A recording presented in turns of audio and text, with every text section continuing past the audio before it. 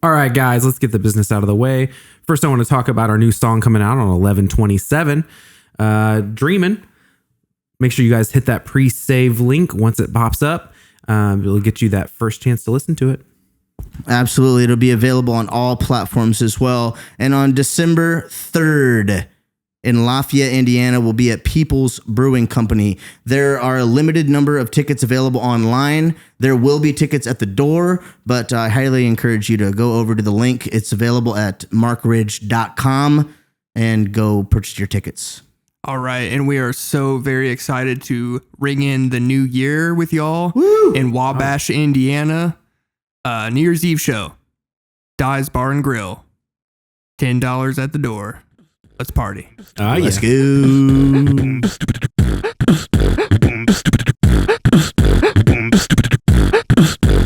That's exactly how that song goes. We're looking good. Looking good? Cool.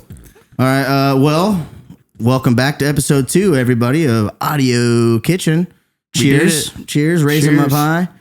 We did it. We did number 1 and we're doing number 2. Yeah. Yes, sir. Interesting, eventful trip over here. I got sideswiped when I was heading over to do the podcast. Some dude in a truck just ran right into the side of my car as we were driving down the road. Yeah, that's crazy, man. But everybody, it's all good. You and vehicles, dude. I know. They were fine. I was fine. The car's not really fucked up that bad. It's, but still, we had to wait on the cops and all that fun stuff. But, so it was eventful evening. Shout out to Gibson for helping me get a new washing machine over at the house, too, earlier. Oh, yeah. That was nice. Yeah, dude. Ain't no thing. Appreciate it, my friend. Yeah, we've been without a washer for, 6 or 8 months. It's been maddening. You always help out your buddy that brings you PBR, Hell yeah. It's the law. That's why I bring the beer. Yeah, so I can ask for favors later.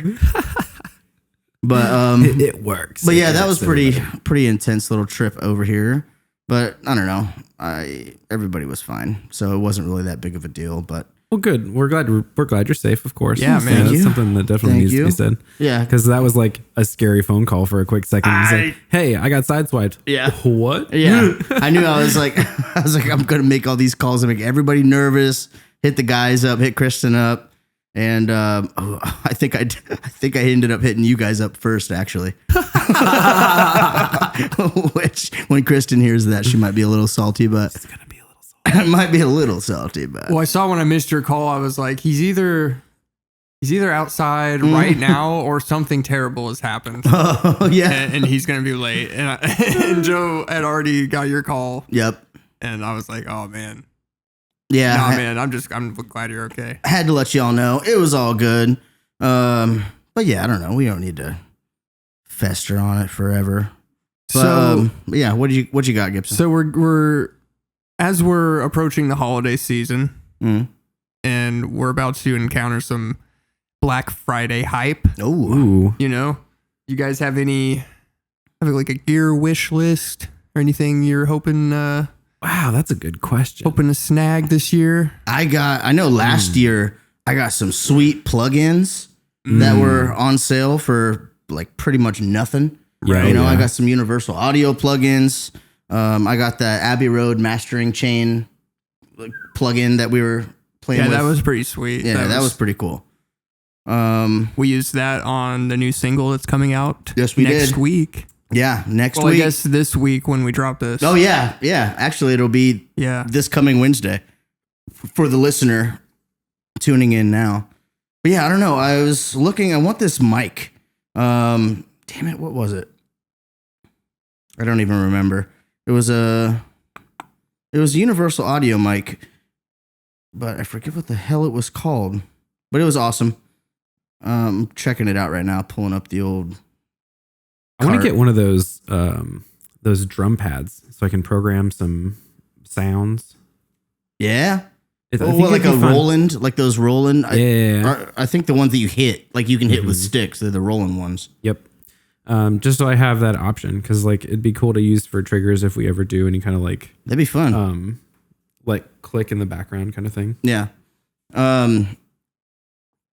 Yeah, that's what I was saying about the MPC. I mean, there's potential back there. You could load it up full of all sorts of sounds, but you'd push them. Can't whack it with a stick. Right. But this mic, now that I got it pulled up, is Universal Audio SC1 standard condenser microphone. It's just a large diaphragm. Nice. And I needed a large diaphragm. I got the SM7B here. That's great for vocals, but I wanted something that could, I don't know, it's really good for acoustic guitar. Yeah. Yeah. And condensers are more detail, can bring out that bright detail more than, which like the 7B sounds great, obviously, but. I'm envious of that microphone. I need to get one of those. It's cool. There's just obvious tonal differences between a condenser and a dynamic, Yeah, there's something about the large diaphragm condenser and acoustic guitar. I feel like you can hear, you can just hear the tone from the wood that the guitar is made out of. You can hear the little creaks from moving around. And you capture more character from the guitar for sure. The recording feels so much more alive when it's recorded through a large diaphragm. One thing that I use at the studio I work at a lot, but I wish I owned personally, is a stereo ribbon. I don't really care what brand, but I would just love to have any kind, maybe even like a jank old used vintage one or something for hella cheap on Reverb or something. When we go down to Nashville, just bring a couple $100. Look on that Facebook marketplace, man. That's true. This is true. That is This true. is a little bit of a hack. One that's on my list always is a couple SM57s. Yeah. You really can't get enough of those. Yeah, the 57s. And I don't own great. one myself. Oh yeah. I really need to I finally bought one. I don't know, it was like a year ago, but I wanted one forever, but finally pulled the trigger. American Musical Supply, dude. Yeah, that's good. No money down and no credit check payments. It's nice. It's how I've got all my shit. Okay. And not sponsored, by the way. Just love American Musical Supply. Shout out.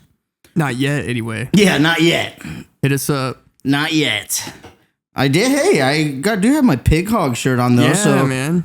Huge shout out to Pig Hog Cables, everybody. They endorse. I hit them up about a year ago, and they endorsed me, and it's really been nice to be able to have a discount on cables because you just constantly just go through them.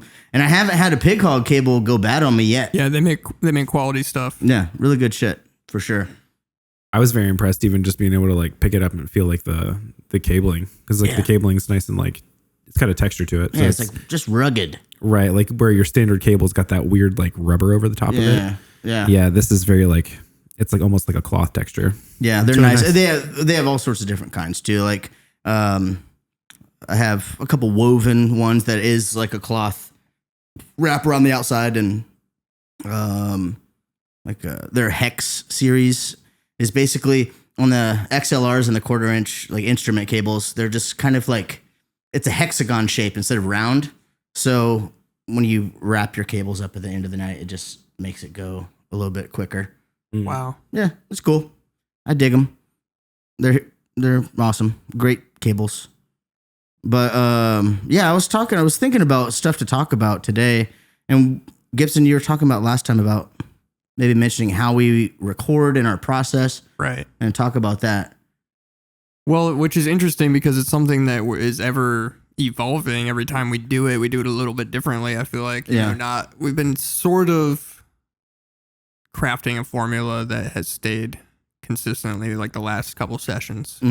Recording. But I foresee it changing a lot more, even the next couple times. Yeah. Because we're like...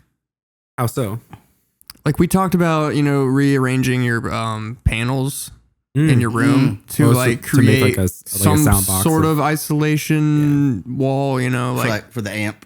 For the amp, for the drums, for all of it, basically. Because as proud as I am with, everything that we've done thus far, there's just limitations that you get when you're in a small room and trying to capture a live band.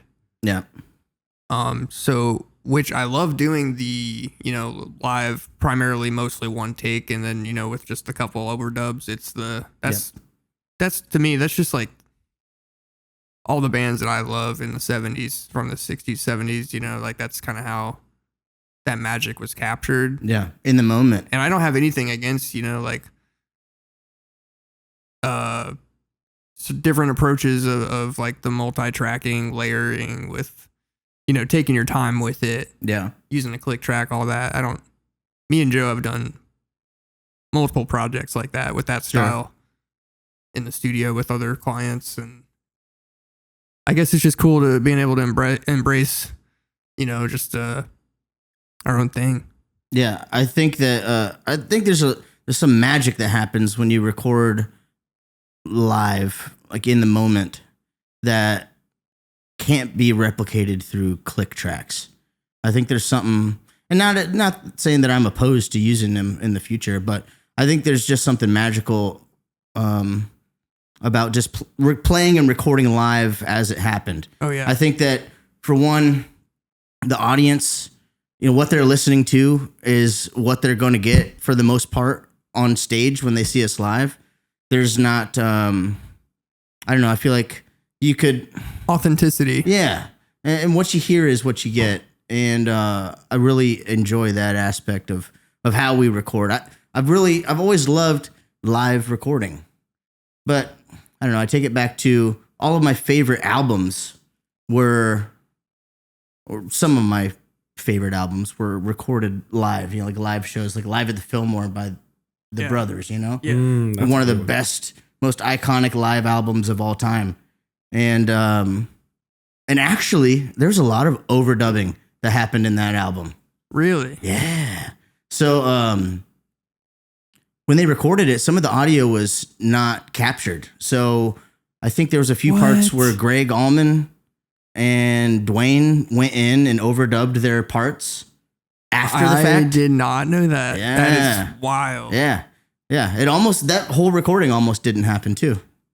I don't know if it was anticipated. I don't know if they planned on it. No offense to anyone that might be of this category, but just think of all the people typically, you know, like older generation, whatever, but like that dog on other bands so hard for not playing completely live or putting out audio that's edited. Yeah. But their like favorite band from their childhood has been doing that since the late 60s. I mean, think about bands like the Monkees. Oh yeah. That's not a real band. That was studio band. That was just 5 Seconds of Summer, but 50 years before, you know? Yeah. Right. Yeah. So that's crazy, man. I didn't know that though. Yeah. I read Greg Allman's book, My Cross to Bear. And that's one of my favorite books. And he just got into the recording of that album.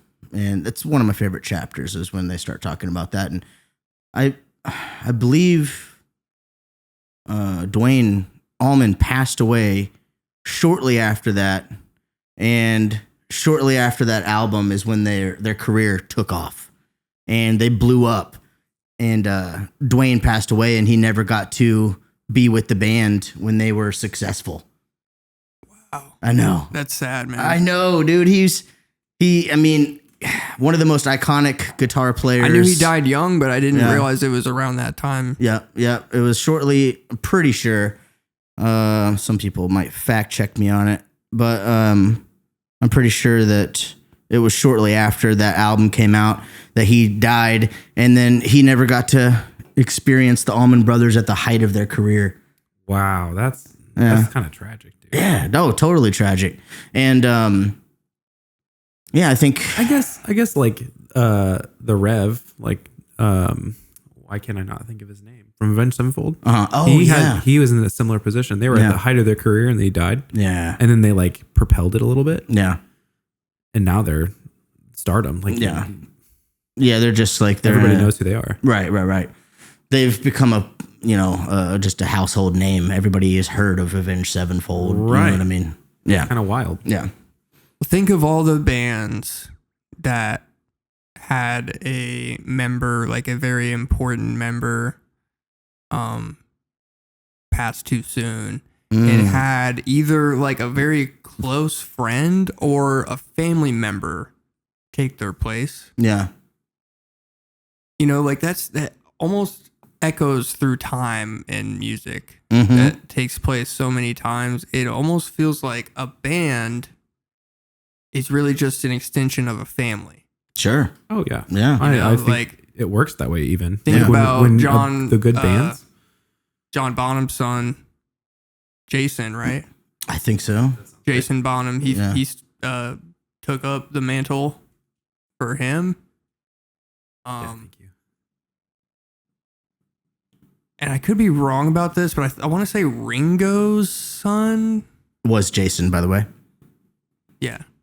Ringo's son also started playing drums and like toured with a bunch of big names at one point. Yeah. I mean, maybe still is. I'm not sure. I mean, like it just runs deep in people's blood, you know? Yeah. Metallica had a tragedy early on in their career as a band as well. Cliff. Yeah, with Cliff. Yeah, they had the tour bus accident and he died in that. Oh, and that was before they. I don't think. I mean, they weren't like playing arenas and all that kind of shit at that point in their career. I think they were still playing like Animal, bro. Yeah. Oh yeah.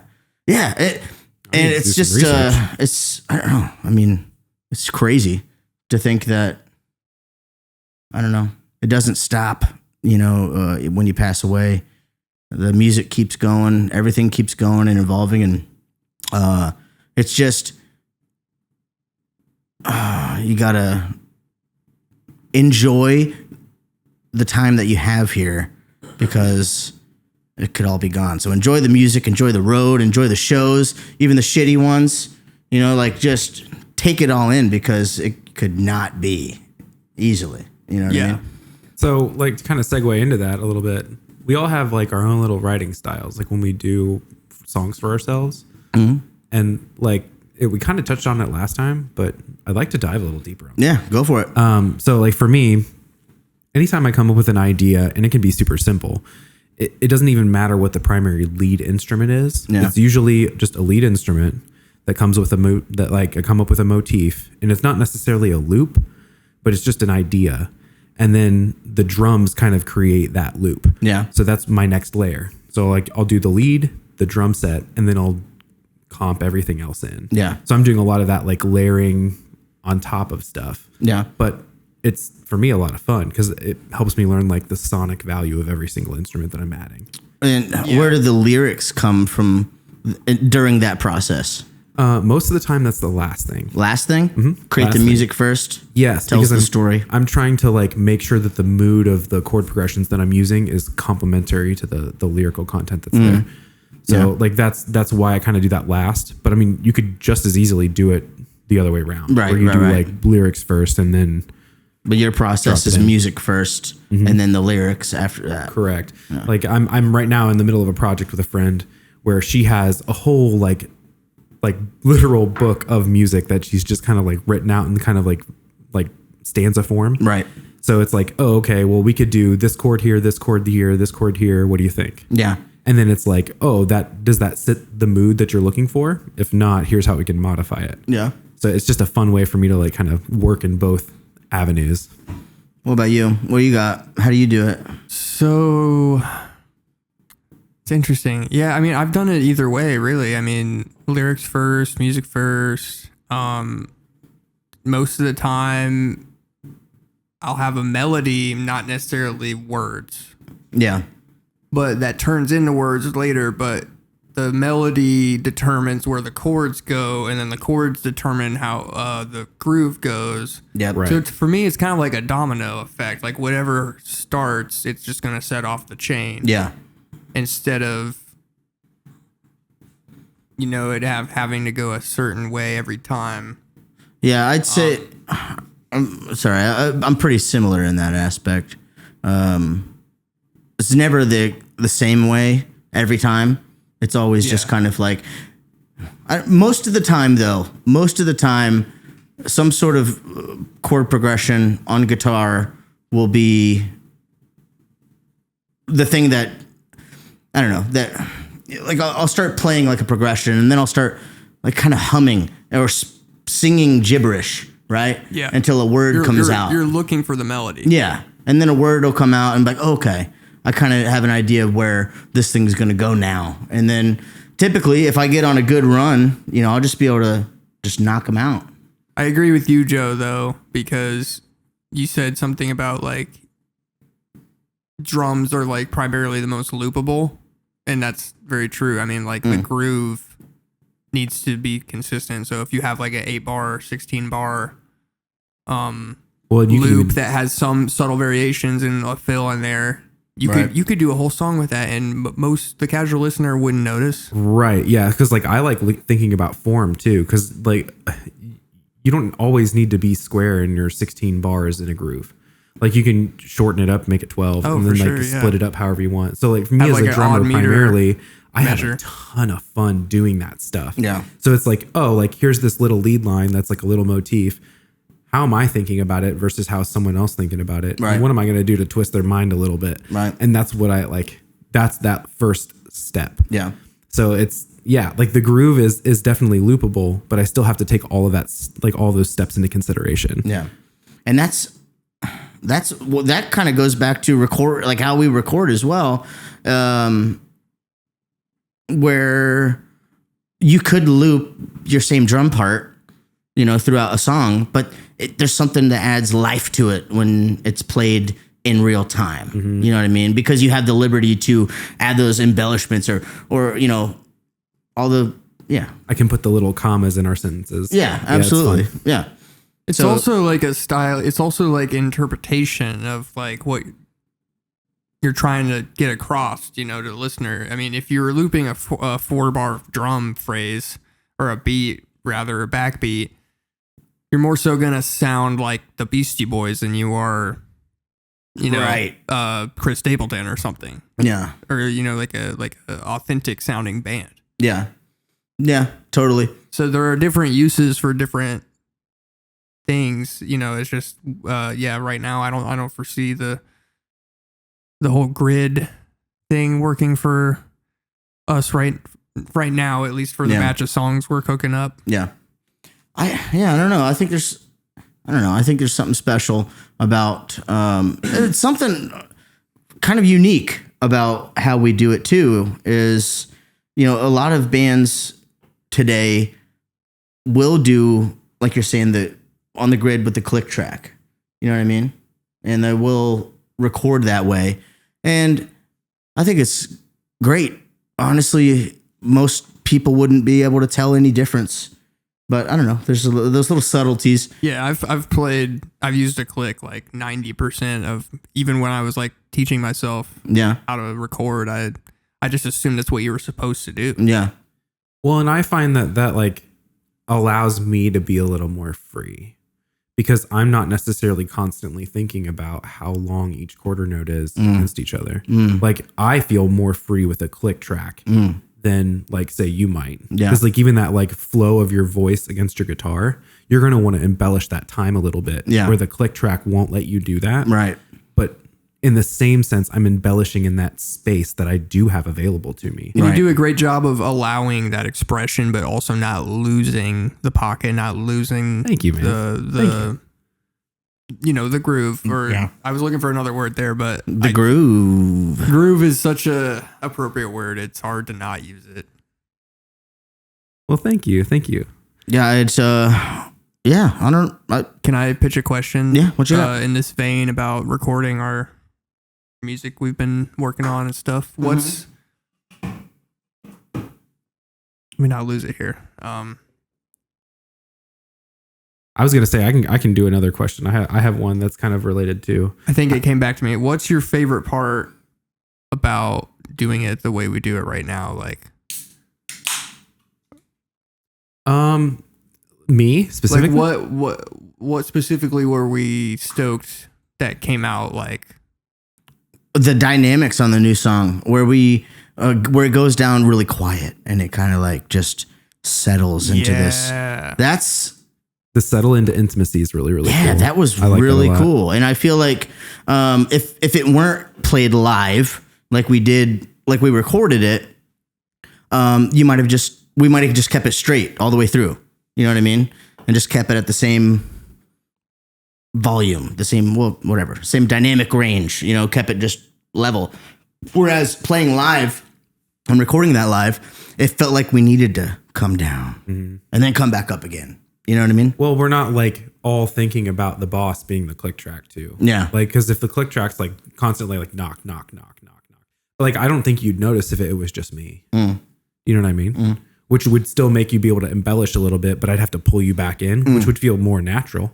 Yeah, but, but it's a weird kind of like it's a push hybrid. and pull. Yeah.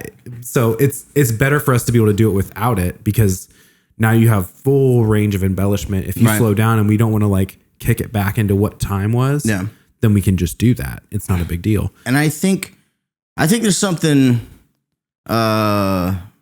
just human about those imperfections, about those, I don't know, those times where you might have to recover from, I don't know, something where just kind of extended the time that I should have spent on something or whatever. I don't even know what I'm trying to say, but. Well, maybe on that note, do you want to tell the story about the vocal track that we're using on the new song? Oh, sure. Wait, I have one more question about. Sorry, not to cut you off, Joe. It's fine. No. I want to definitely dive down that rabbit hole, but something that I want to like tackle before we move on is, how do you guys deal with writer's block? I don't. You don't. Don't. I don't fight it. I succumb to it hard, dude. I put my head in my hands while I'm drinking coffee and be like, I forgot how to do this. I should probably just quit right now. And then sometimes a song will just come out of that. That's what I'm saying, dude. The best material is on the other side of that wave of like, man, I can't think of anything right now. Why do I even fucking do this? Because you can't force it though. Yeah, it's got to come natural. So many times I'll be getting that feeling, be like, man, I haven't come up with a song. I have nothing coming to mind. I feel like I don't have anything to say or anything to write about that matters to me. And then typically on the other side of that, like you were saying, is something awesome. Like the song Disconnection Notices I wrote a few weeks ago.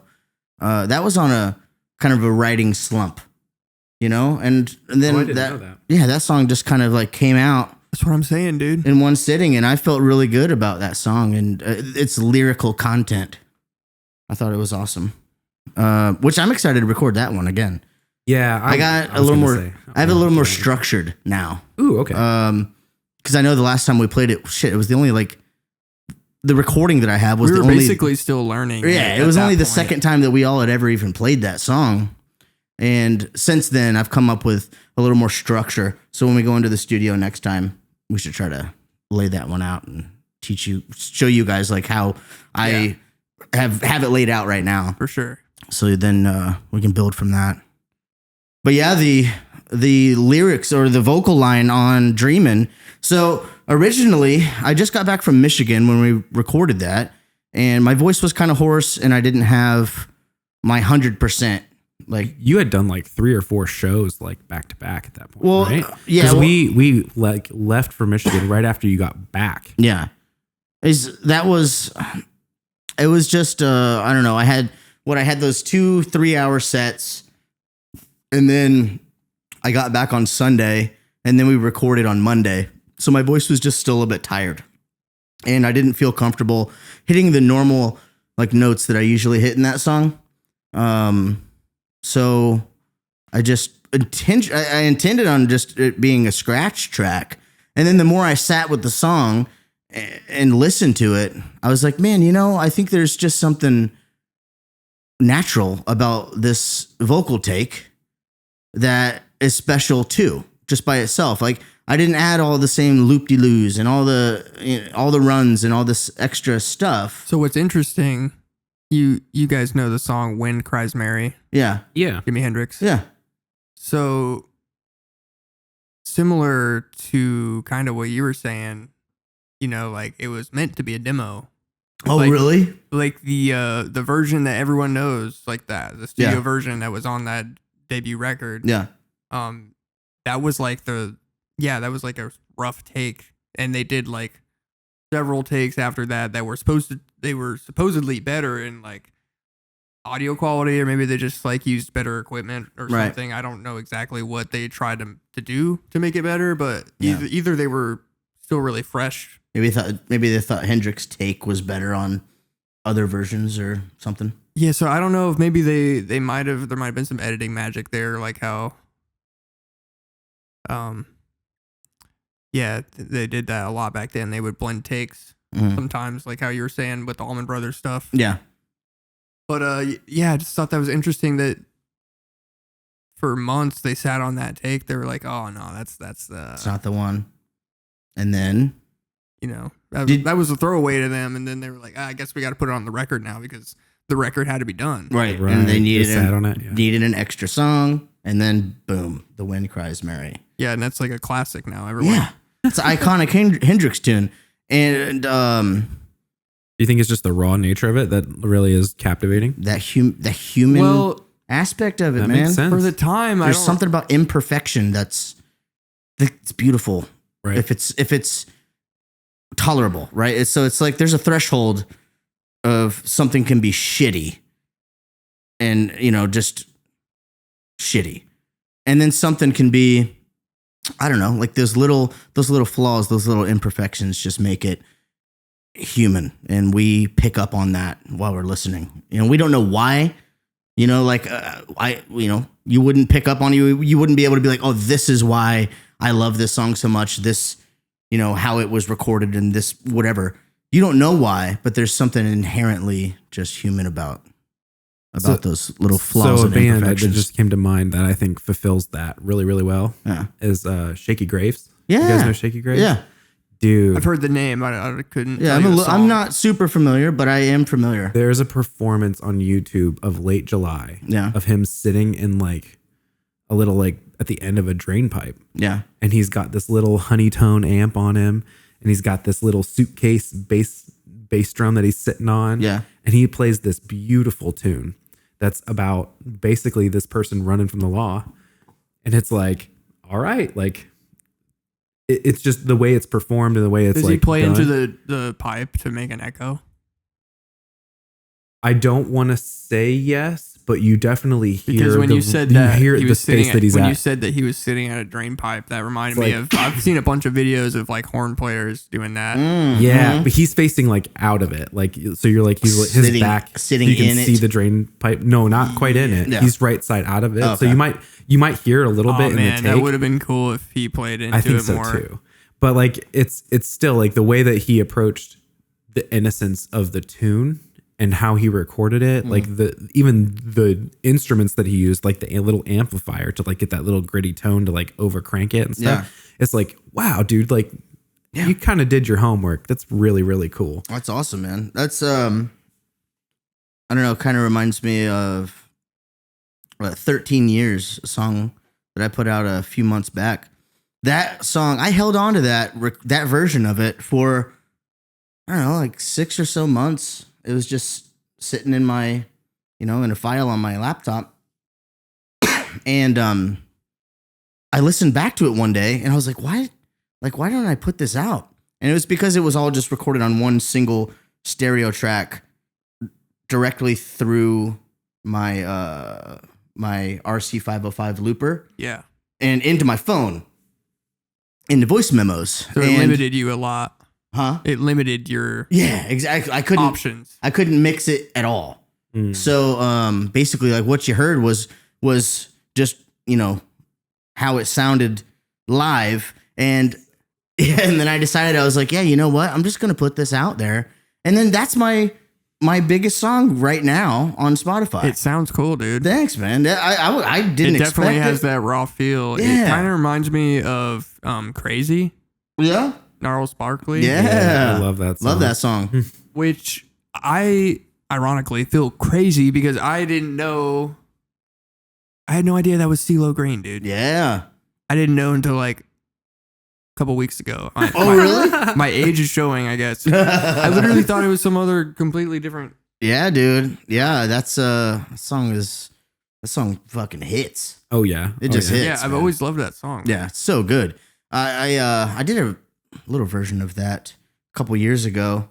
I did a video And why aren't we playing that? Yeah, we need to. Do we need to do that? We need to revamp our fucking set list, our covers. Okay, so maybe that's a question for the audience too. Is like, what cover should we actually like focus down? Yeah. What do you guys want to hear? Yeah, because it's like like there's so many songs that we could totally choose from in our own repertoire. Oh, right. But I want to hear what the audience has to say sometimes. Yeah, I totally agree because we play, 2-3 hour sets at bars where people don't know who we are. They're not familiar with my music, and they just want to hear some shit that they know and they love.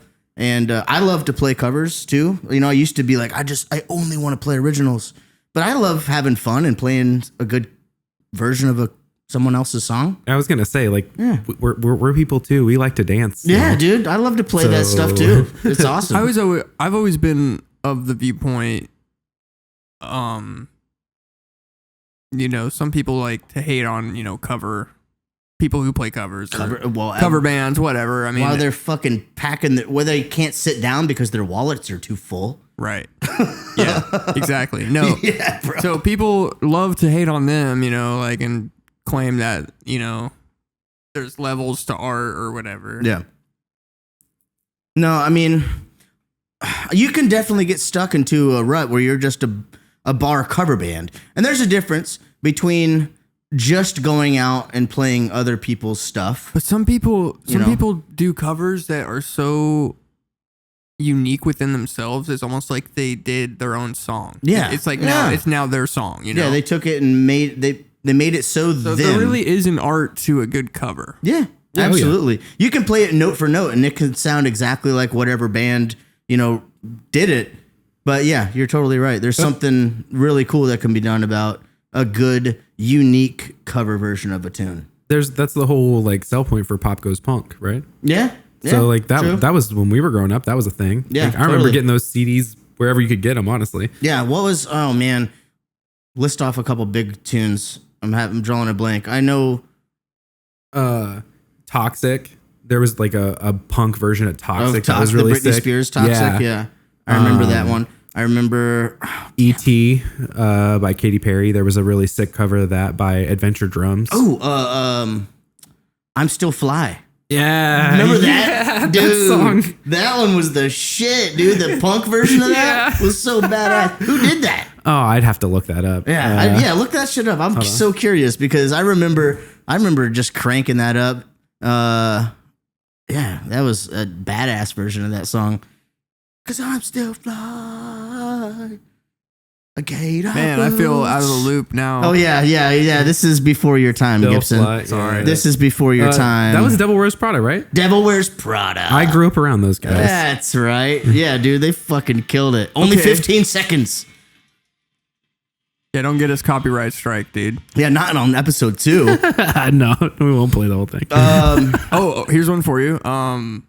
In sort of that same vein, the Michael Jackson cover, Alien Ant Farm. Oh, yeah.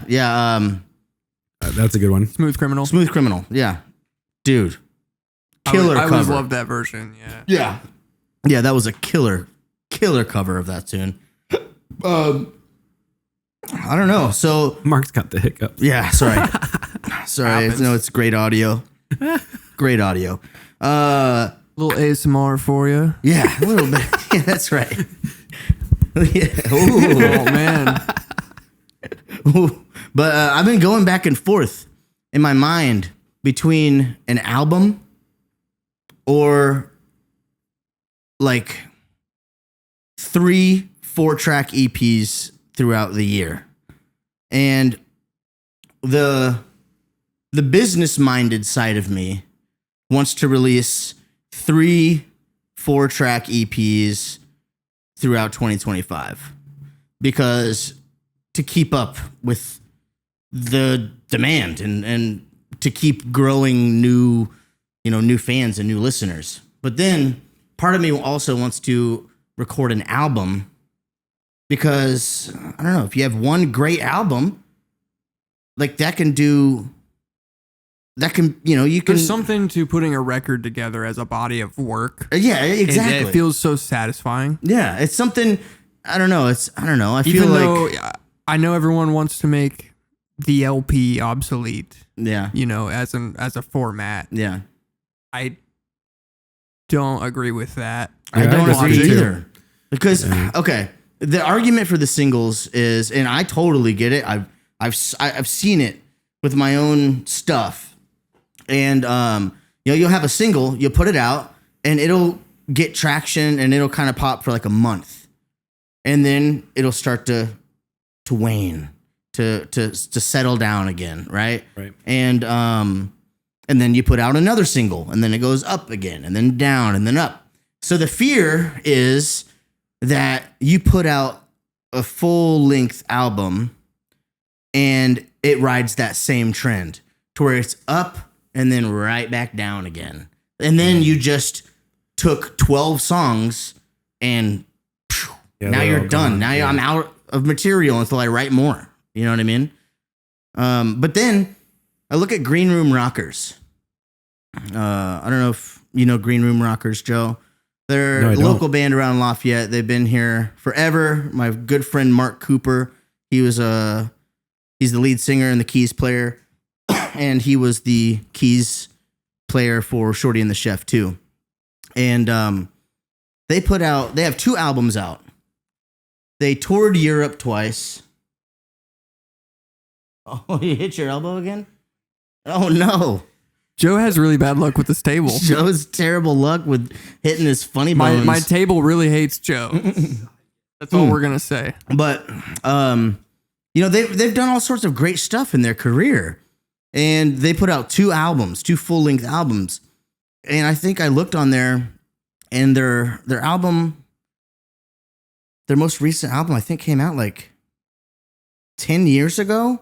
Wow. And they still have people listening every single month. That's what you want, dude. That's just a dedicated fan base. Yeah, absolutely. Sorry, I'm just trying to. That's how you know the music, the art is good. I wonder how many playlists they're just like attracting to though. Their album, their last album came out in 2010, and they're still getting great streams on their music, and it's just like that's a testament to how going back awesome to my argument, the album was. But yeah, there you have it. It was an album though. Yeah, and it was fucking awesome. An album is a statement. A string of singles is a couple. Is a string of singles. It's a couple songs. It's not a body of work. Do you have a bunch of total like? And it is a body of work, but it isn't.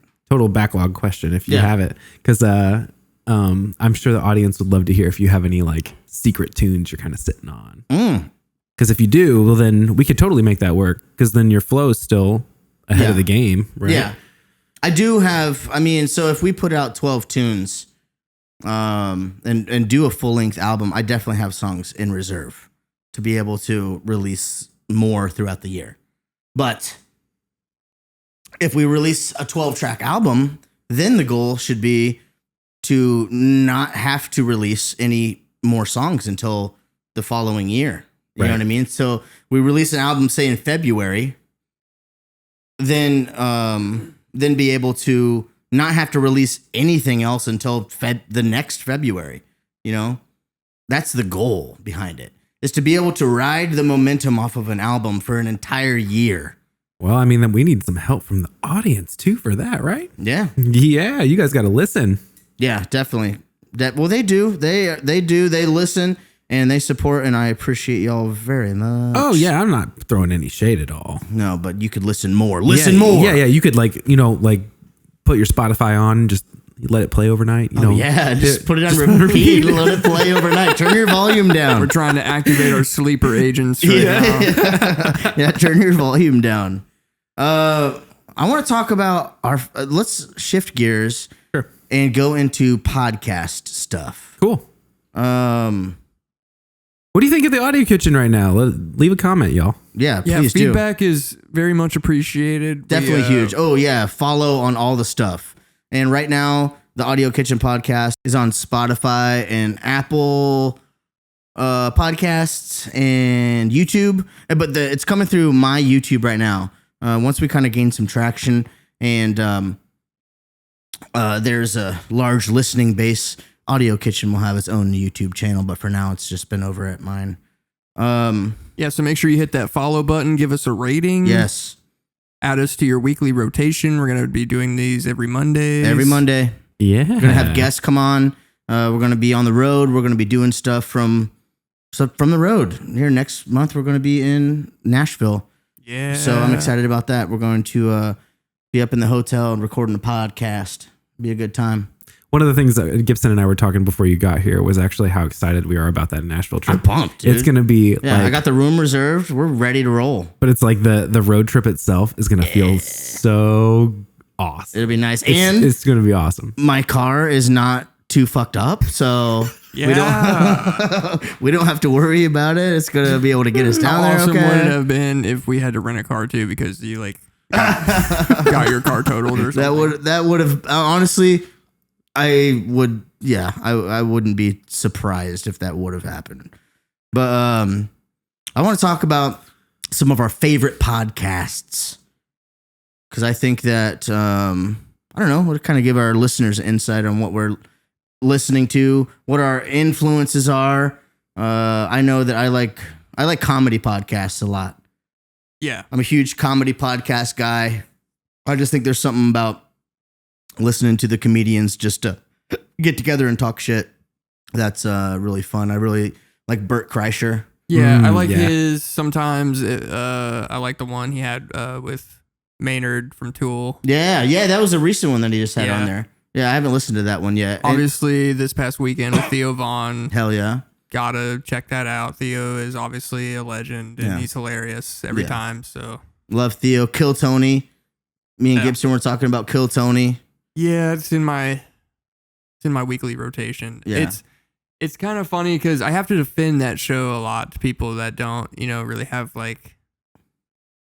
that don't really have darker senses of humor. And I totally get it. Yeah. Anyone who hates that show or thinks they go too hard on certain topics or whatever, that's fine. And then, also you got to remember these people going up, a lot of them, it's their first time doing comedy. So they're just trying to get a rise out of the panel or out of the audience. And usually when they get roasted really hard, they ask for it. Yeah, they're asking for it. It's all a part of it. Yeah, you got to. I don't know. That's a hard thing too, because you definitely have to understand that's the Kill Tony culture, is that whole roast culture. I mean, that's what Tony is a master in. Tony Hinchcliffe he's a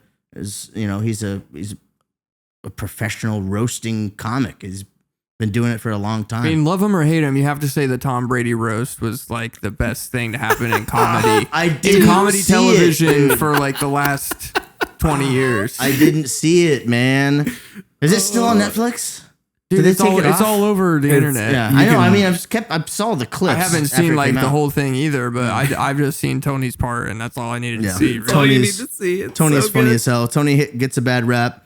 A lot of comics get a bad rap. I like Tom Segura's podcast with his wife. Your Mom's House. Good. Yeah, Your Mom's House. Yeah, Your Mom's House. And Tom and Bert's podcast, Two Bears, One Cave. That's a good one. That's a good one. And Bert also does this this side podcast within his podcast called Something's Burning, and it's a cooking show. Oh yeah, I've seen have you clips seen of that. I've seen clips of it. It's so fucking great, dude. It looks hilarious. It's so good. And yeah, he's just cooking stuff, and he has a couple of guests on, and they just talk about whatever. Make some food, basically. Yeah, it's good. It's good. I really, I love me some Bert. I'm a huge fan of JRE. I'm a huge fan of JRE, and love it. That's I feel like the typical, he's biggest podcast in the world. Yeah. But I have a little fascination with smaller YouTubers. Yeah. And I say smaller, but the one that I've been watching a lot, Asmongold, he's a big gamer, influencer. Let's call it that.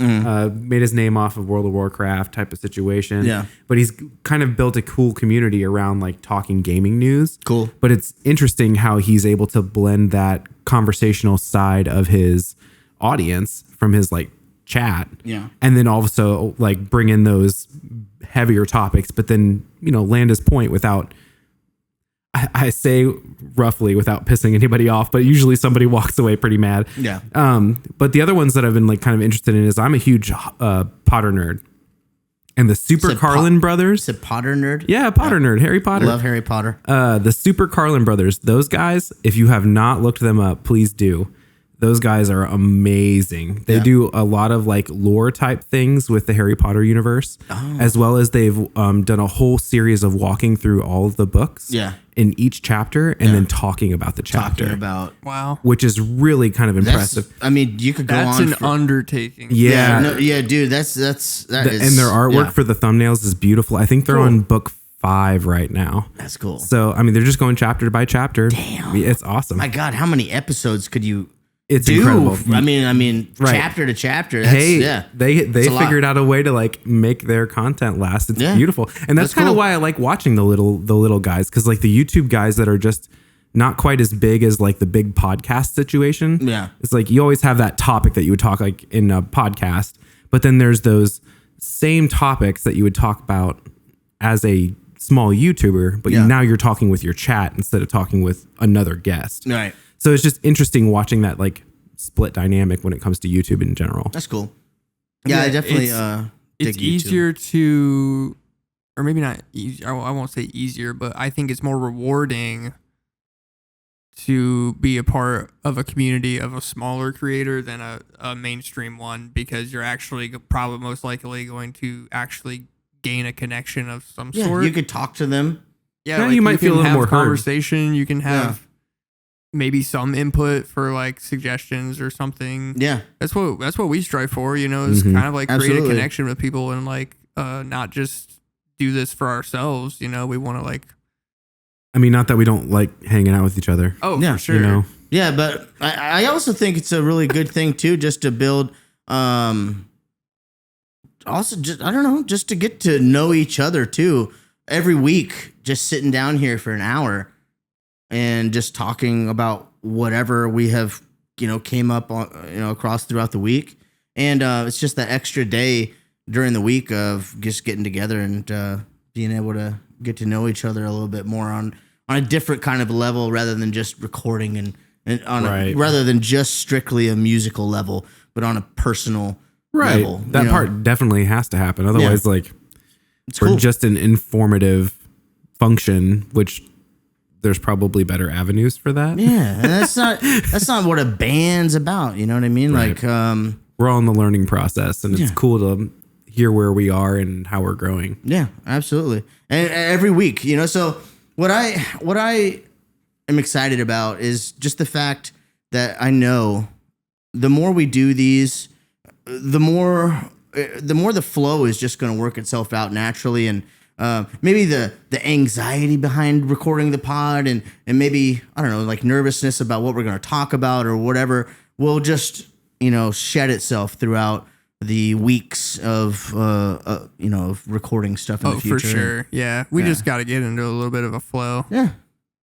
It's good. I had a little bit of that, like you said, some anxiety, some butterflies of like, oh man, episode 2, like what are we going to do? Like to really, what are we going to talk about? Yeah. Like seems like episode 1 was easy enough, but then because we had all the hype. It's just daunting, it's just daunting. Yeah. But I'm not like, it's an ebb and flow thing. I don't know. I wanted to say something earlier when we were talking about podcast 2, and we got talking about Tony and about Rogan, and it just made me think about how much of an important thing is that this is, to be able to, like these people, exercise our free speech, and to be able to, that's it, to be able to speak to the world unfiltered and uninfluenced by anything. You know what I mean? There's nothing on the line. It's just, true human thoughts and things that we're coming up with in real time. And I think that people like Rogan are true. Like a cornerstone for that function, because we needed that, right? Yeah. So it's like, man, he gets so much shit, and it's like, dude, I've been listening to the guy for 10 years, 12 years. Since early on in his podcast days. And it's just so crazy to see how people can twist your words and they can manipulate what you say, and take it out of context and paint you to be this whatever, polarizing figure or monster or whatever. But at the end of the day, the true value is being able to say it, being able to say whatever the hell we want to say and not have to fear. You could be anyone to anyone. You could be anybody to any individual who doesn't take the time to get to know you. Yeah.